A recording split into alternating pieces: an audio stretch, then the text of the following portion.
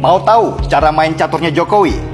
Oke, kita lihat bagaimana Jokowi memainkan bidak-bidaknya. Tujuannya kali ini adalah menjadikan ekonomi Indonesia meroket dengan membangun super holding BUMN. Bidak-bidak Jokowi adalah para menterinya. Dan menarik melihat bagaimana Jokowi menempatkan para menterinya untuk mencapai tujuan. Menteri pertama yang dipasangnya adalah Mahfud MD, Menko Polhukam. Tugas Mahfud yang paling penting kali ini adalah menyusun undang-undang Omnibus Law. Omnibus Law ini adalah produk undang-undang yang nantinya akan menyeragamkan undang-undang investasi yang selama ini bertentangan. Sebagai contoh, misalnya, di daerah A peraturan investasinya X, sedangkan di pusat peraturan investasinya Y, jadinya bertentangan. Nah, ini menyulitkan investor asing masuk ke Indonesia. Omnibus Law akan membuat peraturan yang mengikat dan menjadi rujukan para investor untuk berinvestasi di daerah. Dan yang kedua adalah Kepala BKPM, Bahlil Lahadalia. Kalau dilihat secara keilmuan dalam bidang investasi, Bahlil jelas tidak ada apa-apanya dibandingkan Tom Lembong, Kepala BKPM sebelumnya. Tapi ternyata Tom Lembong tidak bisa menyelesaikan masalah selama ini, yaitu peraturan perizinan di daerah.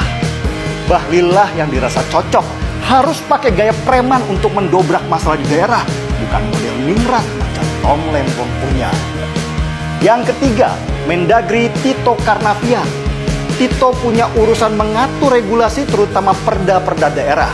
Salah satunya mengatur kembali pilkada langsung yang malah menjadikan bupati dan wali kota raja-raja kecil yang menghambat investor asing dengan segala peraturannya yang rumit.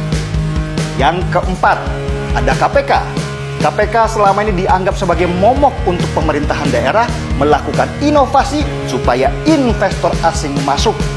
KPK baru nanti akan fokus membangun sistem pencegahan korupsi daripada hanya sibuk dengan OTT sebagai citra diri. Nah, sesudah masalah perizinan itu sudah dibangun panglima perangnya, Jokowi kemudian membangun kendaraan perangnya lewat konsep Super Holding BUMN.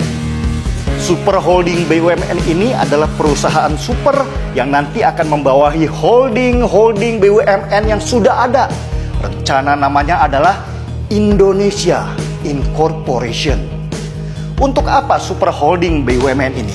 Fungsinya sama dengan perusahaan investasi negara, Temasek Singapura, dan Khazanah Malaysia.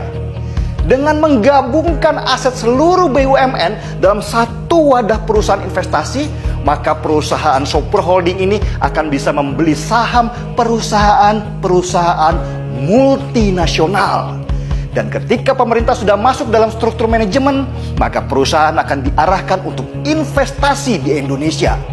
Dengan begitu, masalah pengangguran kelak akan teratasi karena banyaknya lowongan kerja.